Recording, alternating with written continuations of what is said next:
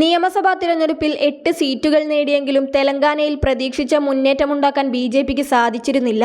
എന്നാൽ വരാനിരിക്കുന്ന ലോക്സഭാ തിരഞ്ഞെടുപ്പിൽ തെലങ്കാനയിൽ ബിജെപിക്ക് ഇതിലും വലിയ തിരിച്ചടിയാകും നേരിടാൻ പോകുന്നതെന്നായിരിക്കും ചില സർവേകൾ വ്യക്തമാക്കുന്നത്. എന്നാൽ കോൺഗ്രസ് വലിയ മുന്നേറ്റമുണ്ടാക്കിയേക്കും. 2019 ലോക്സഭാ തിരഞ്ഞെടുപ്പിൽ തെലങ്കാനയിൽ 4 സീറ്റുകൾ നേടി വിസ്മയം സൃഷ്ടിച്ച ബിജെപി 2024 ലോക്സഭാ തിരഞ്ഞെടുപ്പിൽ 1 സീറ്റും നേടില്ലെന്നാണ് സർവേ പറയുന്നത്. സംസ്ഥാനത്ത് ആകെയുള്ള 17 സീറ്റിൽ 13 സീറ്റും ഭരണകക്ഷിയായ കോൺഗ്രസ് നേടുമെന്ന് ഫെഡറൽ പുതിയ തലമുറ ആപ്റ്റ് 2024 പ്രീപോൾ സർവേ പ്രവചിക്കുന്നു. ബാക്കിയുള്ള 4 പ്രതിപക്ഷമായ BRSും വിജയിച്ചേക്കും. വോട്ട് വിഹിതത്തിന്റെ അടിസ്ഥാനത്തിൽ 2019 29.79% നിന്ന് 42.50% കോൺഗ്രസ് വലിയ മുന്നേറ്റം നടത്തും. അതേസമയം BRSന്റെ വിഹിതം 44.52% നിന്ന് 32.62% കുറയും. ഏറ്റവും പ്രധാനമായി ബിജെപിയുടെ വോട്ട് വിഹിതം 19.65% നിന്ന് 16.78% ഇടിയുമെന്നും സർവേ അവകാശപ്പെടുന്നു. 2023 നിയമസഭാ തിരഞ്ഞെടുപ്പിൽ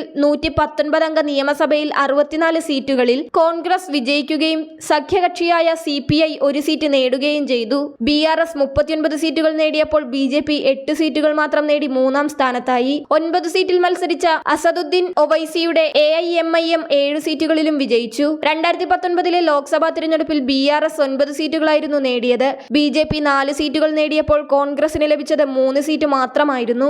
AIMIM 1 സീറ്റും നേടി. എന്നാൽ ഇത്തവണ AIMIMന് ഏക സീറ്റും നഷ്ടമായേക്കുമെന്നാണ് സർവേ പ്രവചനം. അതേസമയം ആന്ധ്രയിൽ ബിജെപി 1 സീറ്റ് നേടുമെന്നാണ് പ്രവചിച്ചിരിക്കുന്നത്. ഭരണകക്ഷിയായ YSRCPയുടെ പ്രകടനം 2019 ലോക്സഭാ തിരഞ്ഞെടുപ്പിലെ 22 സീറ്റിൽ നിന്നും 13 കുറഞ്ഞേക്കും.